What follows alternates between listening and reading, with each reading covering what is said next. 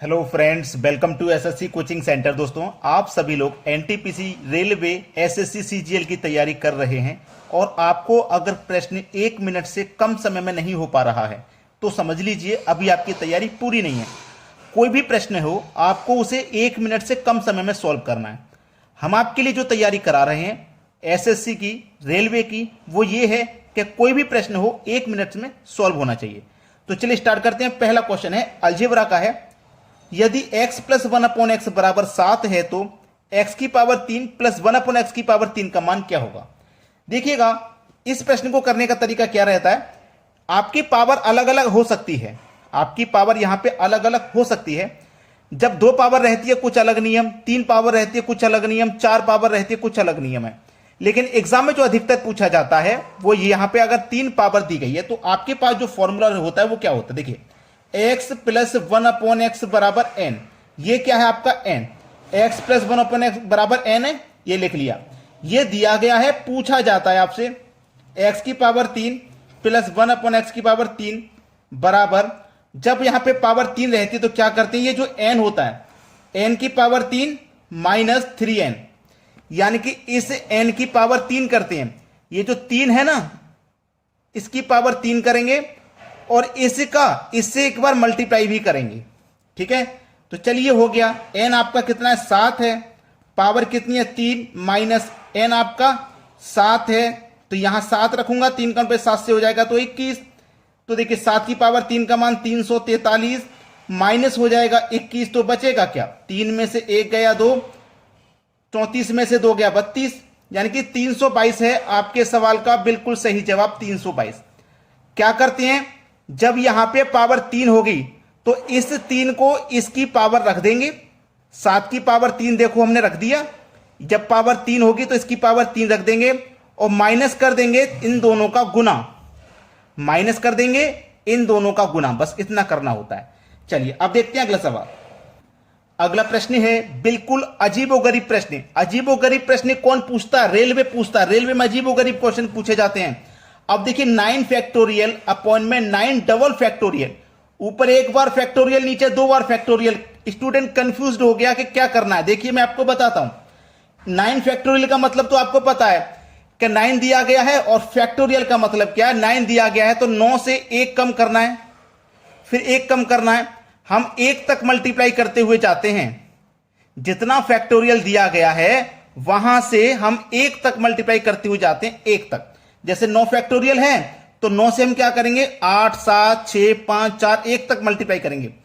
अब नीचे double factorial है कि नहीं, तो 1 फैक्टोरियल में 2 फैक्टोरियल में क्या अंतर होता है। जब 1 फैक्टोरियल होता है तो संख्याओं में 1 1 का अंतर होता है। देखिए 1 1 का अंतर ही तो है जब 1 फैक्टोरियल होता है, और जब 2 फैक्टोरियल होते हैं तो संख्याओं में 2 का अंतर होता है। जैसे 9 के बाद 2 फैक्टोरियल तो 9 लिखेंगे, जो अंतर रहेगा वो 2 2 का रहेगा। जैसे 9 के बाद अब 8 नहीं लिखूंगा, मैं 7 लिखूंगा, फिर उसके बाद 5 लिखूंगा, 2 2 का अंतर रहेगा, फिर 3 लिखूंगा, फिर 1 अंतर 2 2 का रहेगा। अगर फैक्टोरियल 3 होंगे, जैसे 9 के बाद 3 फैक्टोरियल होते तो अंतर 3 3 का लेंगे। अगर 4 फैक्टोरियल होते तो अंतर 4 4 का लेंगे। बात क्लियर हो गई। 9 से 9 कट जाएगा, 7 से 7 कट जाएगा, 5 से 5 कट जाएगा, 3 से 3 कट जाएगा, 1 से 1 कट जाएगा। तो आपके पास बचा क्या, 8 6 48, 48 का मल्टीप्लाई 4 से कर दो, 2 से कर दो, तो देखो 2 चौके 8 हो गया, 2 चौके 8, 8 6 48, 48 का मल्टीप्लाई कितने से कर दो, 8 से कर दो, 8 8 64, कैरी का 6, 8 6 48, 48 देखो 8 चौक 32, सॉरी 8 8 8 64 का 4, कैरी का 6, 8 चौक 32 और 6 38, ये हो जाएगा 384। यही है आपके सवाल का बिल्कुल सही जवाब। कर पाओगे इन प्रश्नों को अब। चलिए अब देखते हैं अगला प्रश्न। अगला प्रश्न है, ये प्रश्न भी 80% बच्चे गलत करते हैं। क्यों गलत करते हैं अभी पता लग जाएगा। आप क्या करते हो, 22 डिवाइडेड बाई 11 का 2 का मान है, तो आप करते क्या हो, 22 डिवाइडेड बाई 11 का मतलब मल्टीप्लाई 2, यही तो है। तो बोर्ड मास के अकॉर्डिंग बहुत सारे बच्चे बोर्ड मास के नियम की तरफ थोड़ा ध्यान नहीं देते। क्या कर देंगे, 11 से 2 बार में डिवाइड हो जाएगा, 2 दूने का 4 आंसर हो जाएगा, वो 4 पे क्लिक कर देंगे, जबकि ये गलत है, गलत है। बोर्ड मास के नियम पे ध्यान दो। बोर्ड मास, बोर्ड मास मैं भी थोड़ा सा 1 मिनट के लिए समझ लीजिए। B for bracket, O for of, of को हिंदी में कहते हैं का, जिसका आपका साइन होता है मल्टीप्लाई का। डी फॉर डिवीजन यानी कि भाग, M for multiply, A for addition, S for subtraction. ठीक है, अब यहां पे देखिएगा इक्वेशन क्या हमारे पास 22 डिवाइडेड बाई 11 का मतलब ऑफ मतलब मल्टीप्लाई, यानी कि डिवाइड से पहले का सॉल्व होता है, डिवाइड से पहले का ऑफ सॉल्व होता है, जिसका साइन होता है मल्टीप्लाई का। तो कितना दिया गया है 2, तो डिवाइड से पहले कौन सॉल्व होगा, ऑफ, ये सॉल्व होगा पहले। तो 11 दुने का 22 हो गया इसका मान, डिवाइड के इधर 22 है, अब 22 से 22 में डिवाइड होगा तो आपका मान आएगा 1। सी ऑप्शन है सही जवाब, बी नहीं है। तो गलती मत कीजिएगा आज के बाद। अब देखेंगे अगला प्रश्न। अगला प्रश्न है निम्न का मान ज्ञात कीजिए। इसका मान हमें ज्ञात करना है, इनमें से कोई एक मान होगा। ध्यान से अगर मैं इसको देखूंगा तो a प्लस बी का whole square plus a minus B का होल स्क्वायर, ये फॉर्मूला बन रहा है। a प्लस बी का whole square plus a minus B का होल स्क्वायर बराबर कितने को होता है, 2 into A square plus B square के ये होता है। ठीक है, इतना तो समझ में आ गया। जहां ये लिखा हुआ है वहां पे हम इसको लिख सकते हैं। तो मुझे ये वाला फॉर्मूला दिया गया है, ए प्लस बी का होल स्क्वायर प्लस ए माइनस बी का होल स्क्वायर, यानी कि फॉर्मूले पे आधारित ये क्वेश्चन है। तो मेरे पास ये 2 है तो मैं ये 2 लिख लूंगा। ठीक है, इनटू ए स्क्वायर, ए मेरे पास कितना यहां पे 5, देखो ये ए है, ये बी है, ये ए है, ये बी है। तो ए स्क्वायर का मल्टीप्लाई क्या है, ए का मल्टीप्लाई ए से, तो ए का मल्टीप्लाई ए से होगा तो 5 का मल्टीप्लाई 5 से होगा तो 25, और एक्स का एक्स से होगा तो एक्स स्क्वायर, फिर प्लस का साइन है प्लस ले लो। अब बी का बी से मल्टीप्लाई, तो 4 चौके 16, 4 चौके 16, वाई का वाई से मल्टीप्लाई वाई स्क्वायर। ठीक है, अब देखिए ये 2 बाहर है, इसको भी हम अंदर मल्टीप्लाई करेंगे, तो 2 का मल्टीप्लाई 25 से करूंगा तो ये 50 एक्स स्क्वायर प्लस 2 का मल्टीप्लाई 16 से होगा तो 16 दूनी 32 वाई स्क्वायर। अब देखिए ये किस ऑप्शन में आंसर आ गया, किस ऑप्शन में, मुझे तो पहले ही ऑप्शन में नजर आ गया, ये बिल्कुल सही जवाब है। सभी को क्लियर हो गया। अब देखेंगे अगला सवाल। अगला प्रश्न है 1 से 900 के बीच ऐसी कितनी संख्या है जो 2, 3, 5 से विभाजित नहीं है। जो 2, 3, 5 से विभाजित नहीं है, 1 से लेकर 900 तक वो संख्याएं बतानी है। तो देखिएगा मैं आपको एक सबसे सरल तरीका बताता हूं कि 2, 3, 5, जैसे मुझे मान लो 5 से कोई संख्या डिवाइड कर दी है, तो 1, 2, 3, 4, 5 तक पहुंचा मैं, तो मैं 5 से 5 को ही तो डिवाइड कर पाऊंगा। 5 से पहले की जो 4 संख्या है ये डिवाइड नहीं होंगी, 5 से ऊपर आने वाली तो होंगी जो 5 के मल्टीपल में आती हैं। बिल्कुल उसी तरीके से 1, 2, 3, 4, 5 मैंने फिर से लिखा। अब 3 से डिवाइड होने वाली कौन सी है, जो 3 से ऊपर आएंगे 3 के मल्टीपल में, कि 3 से पहले वाली डिवाइड नहीं होंगी। ऐसे ही 2 से पहले कौन आती है, जैसे मैंने फिर से लिख लेता हूं समझाने के लिए। अब 2 से डिवाइड होने वाली पूछा है, तो 2 से पहले जो संख्या होती है वो डिवाइड नहीं होती। क्लियर हो गई ना इतनी बात। तो चलिए अब इसे आप सॉल्व कर सकते हो। 1 से लेकर 900 तक कितनी संख्या, टोटल 900 संख्या है। ठीक है, अब देखिएगा सबसे पहले पूछा है 2 से नहीं डिवाइड हो, तो देखिए 2 से एक संख्या ऐसी है जो 2 से डिवाइड नहीं होगी, 1 किससे डिवाइड नहीं होगी, 2 से। फिर 3 ले लो, 3 से ना डिवाइड होने वाली कितनी संख्या, 2 संख्याएं, 2 संख्याएं जो 3 से डिवाइड नहीं होंगी। कितनी संख्या, 2, जो कि 3 से डिवाइड नहीं होंगी, तो बटे में 3। अब 5 का नियम ले लो, 5 से जो डिवाइड नहीं होंगी वो 4 संख्याएं, कितनी संख्या, 4, जो 5 से डिवाइड नहीं होंगी। अब इसको सरल कर लीजिए बस, 2 से 2 कट जाएगा, 3 से 3 53 1 0, 30 बार में एक और 0, 300 बार में कट गया। 5 से कटाऊंगा इसको, 5 छिक्के 30 1 0, 60 बार में, 60 का मल्टीप्लाई 4 से कर दो, 6 चौके 24 और 1 0, यानी कि 240 आपका आंसर है। पहला ऑप्शन बिल्कुल सही जवाब। अब देखेंगे अगला प्रश्न। अगला प्रश्न है जो बच्चे एग्जाम दे चुके हैं उन्हें पता है इस तरीके की आकृति परीक्षा में आती है, जिसमें पूछा जाता है कितने त्रिभुज हैं। इस तरीके की छोटी आकृति भी हो सकती है, इससे थोड़ी बड़ी आकृति भी हो सकती है, और इससे थोड़ी बड़ी आकृति भी हो सकती है। तो इनमें हम कैसे बताएंगे कितने त्रिभुज हैं, याद रखना। ये लाइन है ना, लाइन के ऊपर वाले ब्लॉक गिन लो पहले, 1 2 3 4, ऐसे ही नीचे वाले गिनो, 1 2 3 4, 1 और 2 3 और 3 6 4 10 हो गया ऊपर, और नीचे भी क्या होगा, 10 ही होगा। तो 10 और 10 मिलके कितना हो गया, 20 हो गया। ठीक है, 20 हो गया।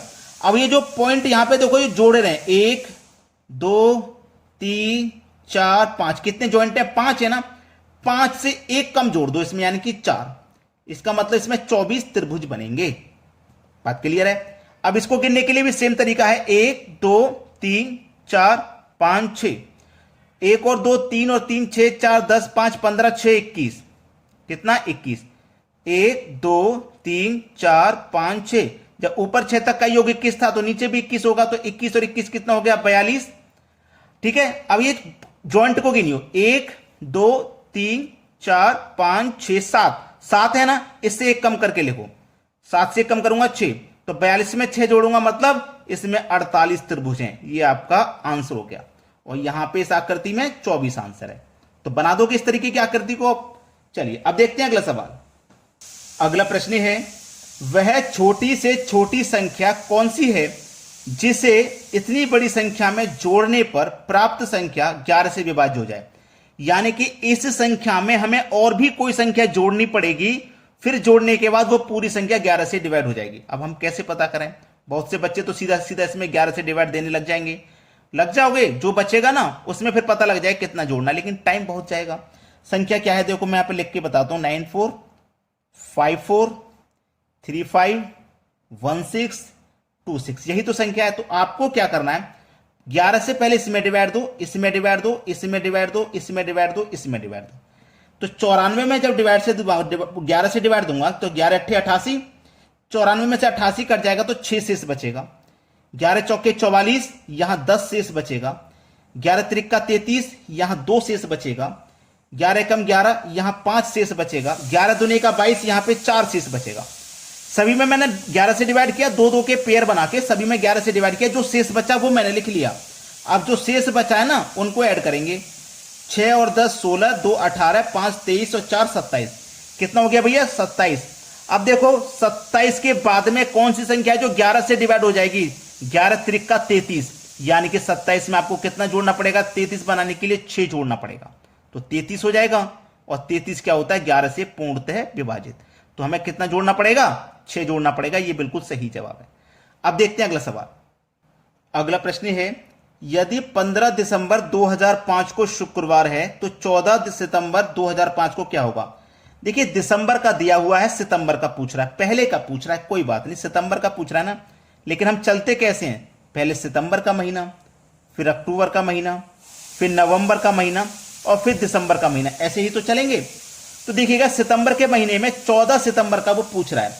तो सितंबर का महीना कितने दिन का होता है? 30 दिन का, जिसमें से 14 तारीख की वो बात कह रहा है, तो 14 माइनस कर देंगे, बचा हुआ लिखेंगे। तो 16 बच रहा है, 16 लिख लो प्लस। फिर सितंबर के बाद अक्टूबर का महीना आएगा जो कि 31 दिन का होता है, पूरा लिख लीजिए। फिर नवंबर का महीना आएगा, 30 दिन का होता है, पूरा लिख लीजिए। फिर दिसंबर में देखो कहां तक बोला है उसने? 15 दिसंबर तक। तो 15 दिसंबर से हमें आगे नहीं जाना, 15 तक रह लीजिए। जब मैं इन सबको जोड़ूंगा तो ये 92 हो जाएगा। ठीक है, और डिवाइड कितने से करेंगे? हफ्ते में कन्वर्ट करने के लिए 7 से। जब 7 से डिवाइड करूंगा मैं तो 7 एकम 7, 2 बचे गए 22, 7 त्रिक का 21, यानी कि एक शेष बच रहा है। जो शेष बचता है हमको इसी से मतलब है। देखिएगा 15 दिसंबर को कौन सा दिन था? शुक्रवार का दिन था, शुक्रवार का। और हमसे सितंबर का पूछ रहा है, यानी कि पहले का पूछ रहा है, बाद का दे करके पहले का। जब पहले का पूछा जाएगा तो दिए हुए दिन से हम पहले की तरफ आएंगे, पीछे की तरफ। और जब बाद का पूछा जाता है तो आगे की तरफ। तो एक शेष बचा है तो मैं एक दिन पहले आऊंगा, शुक्रवार से एक दिन पहले आऊंगा, मतलब गुरुवार का दिन हो जाएगा। बात क्लियर है? डी ऑप्शन प्रश्न का बिल्कुल सही जवाब है। अगर आपने वीडियो को अभी तक लाइक नहीं किया तो लाइक कर दो भाई, शेयर नहीं किया तो शेयर कर दीजिए। ठीक है दोस्तों, धन्यवाद।